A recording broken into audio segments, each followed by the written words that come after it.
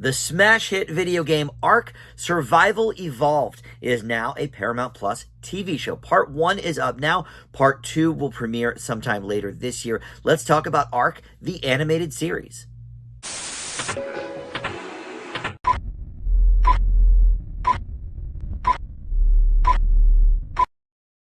Hey guys, Dan here. This is Dan Reviews It. Welcome to my TV review for ARK, the animated series. Season 1 has 6 episodes, and that is streaming now on Paramount Plus. The second half of that will appear at some point later in 2025. And I don't know if there's going to be, episodes beyond that, seasons beyond that. But right now, it's just a part 1, which is up now, and a part 2, which is coming.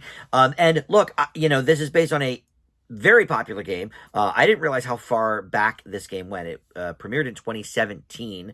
I'm, not much of a gamer in that regard, but I do have some friends that have played the game, and this is one of these games that people have logged thousands of hours on. It is easy to get lost in this game, apparently. But as a result, look, this review is going to be based on my thoughts on the TV show and not necessarily how it correlates with the game. Although, just from some of the things I've read, I understand that it does incorporate a lot of the gameplay into the show. So, that's usually good for the gaming fan. But this review is going to be really based on my thoughts on the series and not necessarily the game or how the two sort of dovetail. But in any event, we'll get to all of that shortly. First, though, let me welcome you back to the channel. If you are one of my Dan Reviews and subscribers already, thank you so much for that. Love having you return. But if you're not, please consider subscribing. Click the notification bell so you get the alerts for all my video drops. Or you could just like this video, comment below. That stuff helps the channel out tremendously as well.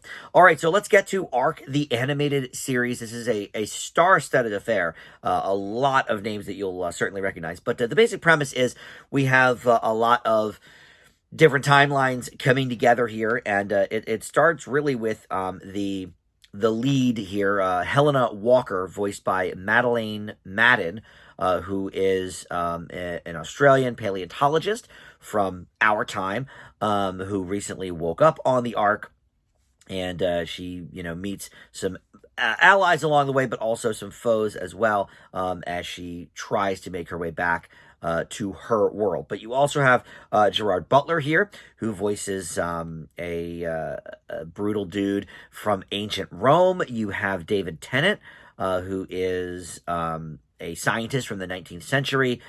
He is one of the main antagonists of the show here. You have Michelle Yeoh voicing a Chinese rebel leader from the 3rd century, known throughout the ARK as the Beast Queen. You have Jeffrey Wright playing a spy for the Patriots in the Revolutionary War during the 18th century. And then you have a bunch of supporting people that you'll recognize too. Carl Urban, Elliot Page, Russell Crowe, Malcolm McDowell, Vin Diesel, Alan Tudyk. So yeah, I mean, this is really a star-studded affair. And sometimes, I will admit, that can be a little distracting, especially when a lot of these people have done a lot of voice work already. Like Michelle Yeoh, this is the 4th or 5th thing she's done just in the last few years, voice-wise. She was part of the Transformers series. She was part of the Minions. She was in one of the Kung Fu Panda movies. So it gets a little distracting, especially for somebody like that who doesn't necessarily change their voice that much. Gerard Butler, same thing. I mean, he's basically, using his own voice like he does in How to Train Your Dragon, and now he's using it here. And, Alan Tudyk is somebody who changes his voice all the time. If I didn't look it up, I never would have even known Alan Tudyk was a part of this show. But yeah, so that can be a little bit distracting. But Vin Diesel and Russell Crowe and Gerard Butler all are executive producers of this show as well. And I wonder if there is some, gaming history for them with these games as well. Because Vin Diesel, I know, is a big, D&D player, for example. I don't know if he has also explored the world of ARK as a video game, but maybe he's one of the people that sort of brought this to other producers and said, hey, let's make this a show. I'm not sure. But I know he is in that gaming world. Don't know about Russell Crowe or Gerard Butler. But in any event, look, this is an interesting show.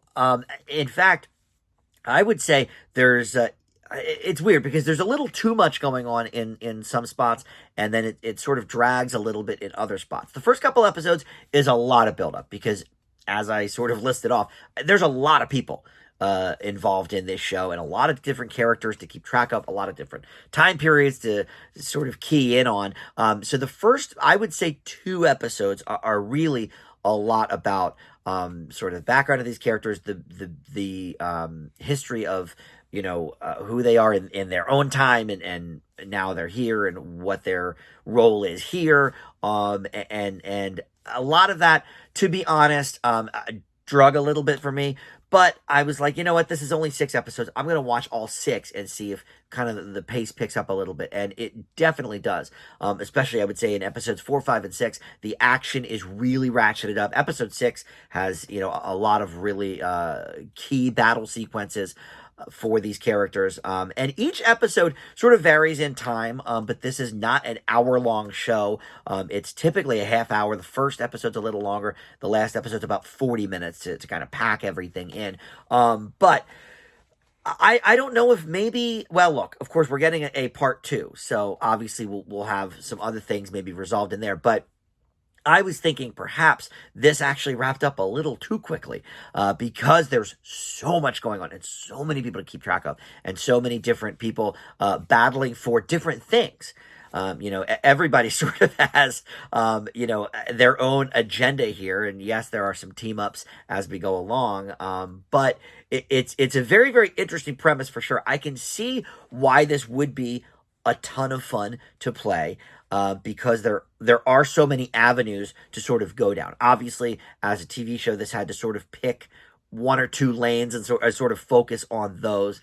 And I don't think it's a detriment to it, really. I think it does sort of zero in, okay, these are the few characters that we're really going to follow.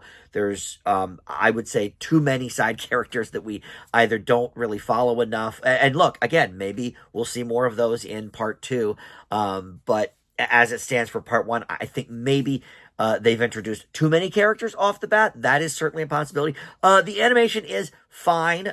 It's a little bit too much in the traditional anime style, which isn't really something I gravitate towards. It looks okay. And it certainly isn't like a full-on anime. It's definitely American animated, I would say, or whatever, Canadian, whatever, but not, not Japanese. But it does certainly pick from some of those elements on the screen. And it does give it an interesting look because it is a little bit of that hybrid. But yeah, I would say at times there's a little too much going on, too many characters to sort of focus on, and as a result, it's a lot of sort of background work and world building in those first couple episodes.